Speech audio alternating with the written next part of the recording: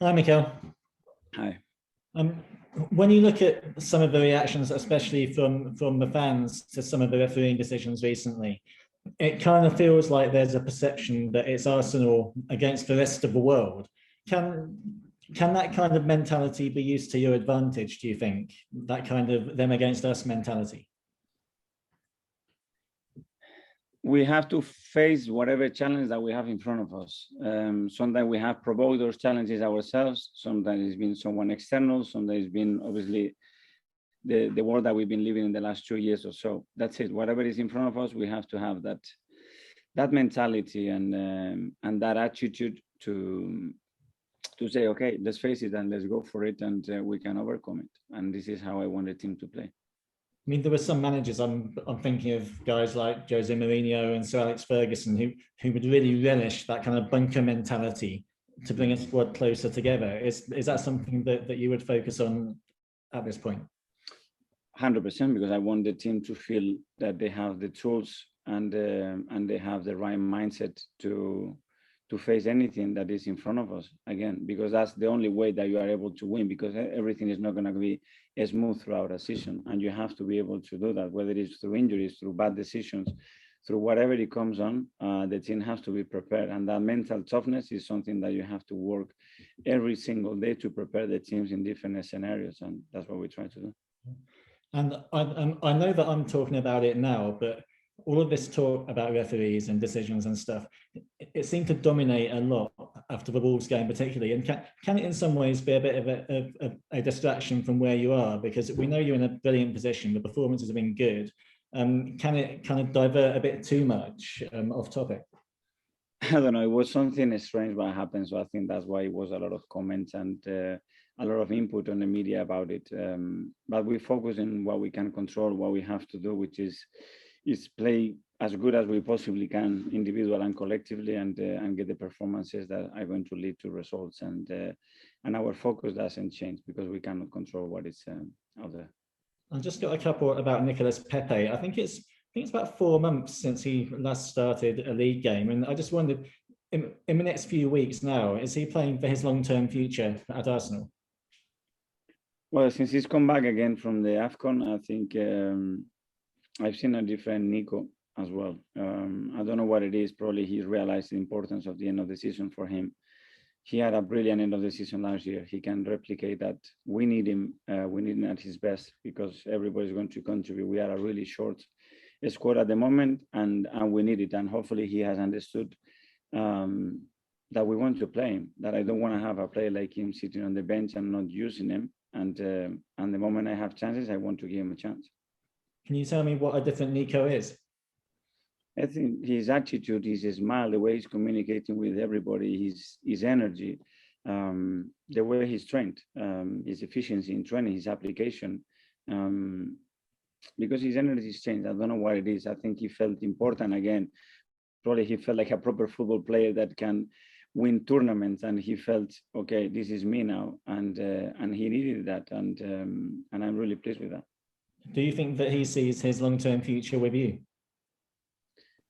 Well, I hope he does, but I understand as well that when a player doesn't play, he's disappointed, and Nico has been disappointed because he wanted to have more minutes. But hopefully he can play many more minutes and he can contribute to the team because he has the ability to do it.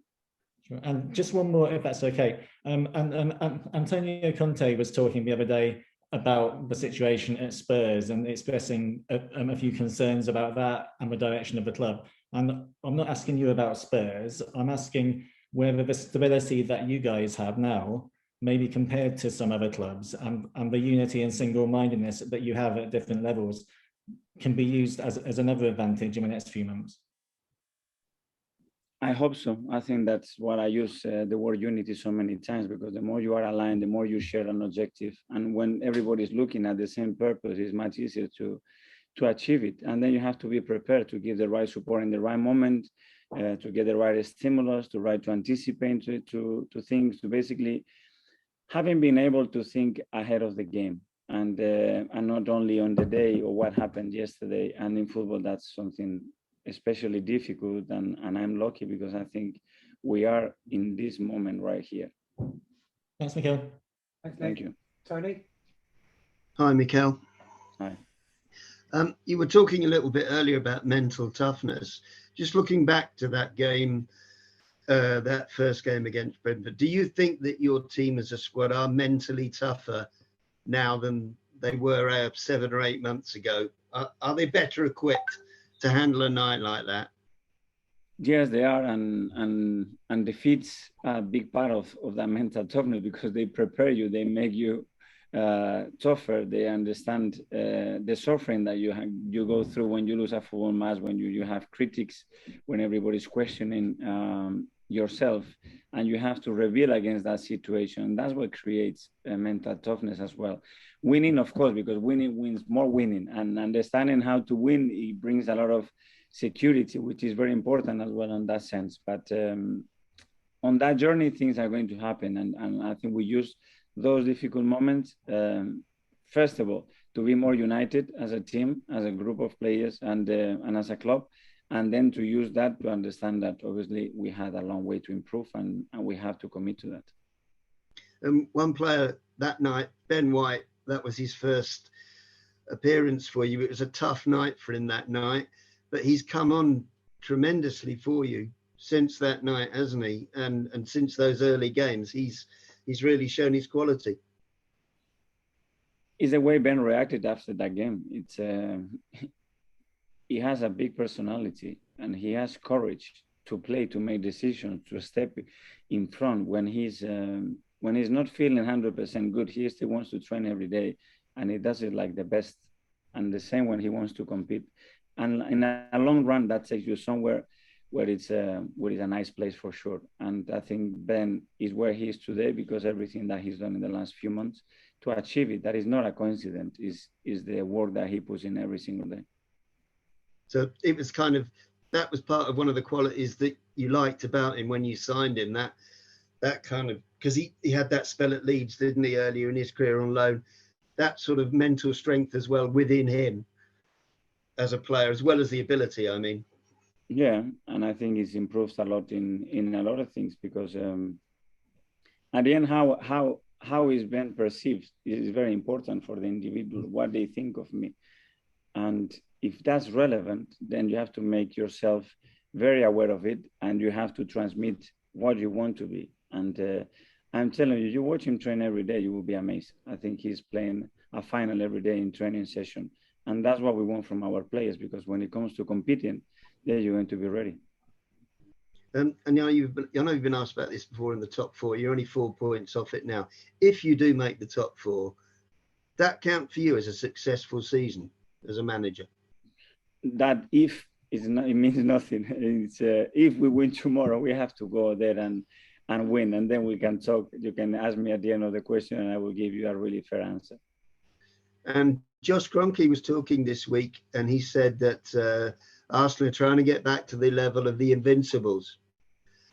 Now, he said that would probably be something which will never be done again, really, in football, or very rarely. Do you think that can never be done again, what Arsenal did in that period? I don't know. They've been teams that they've made 98 and 100 points, which is more points than those Invisible. So that's been done in a different way. Nobody has managed not to lose a football match like that team did under Arsene, which is obviously exceptional. But I don't know. It's like when you have a races and nobody's gone under that time, and then somebody beats it. That should be the objective, to be at that level, and that's what this club deserves. And everybody that is involved here should be thinking that way, because it was achieved in the past. Thanks very much, and good luck. Thank you. Thanks, Tony. Thanks, everybody. Thank you.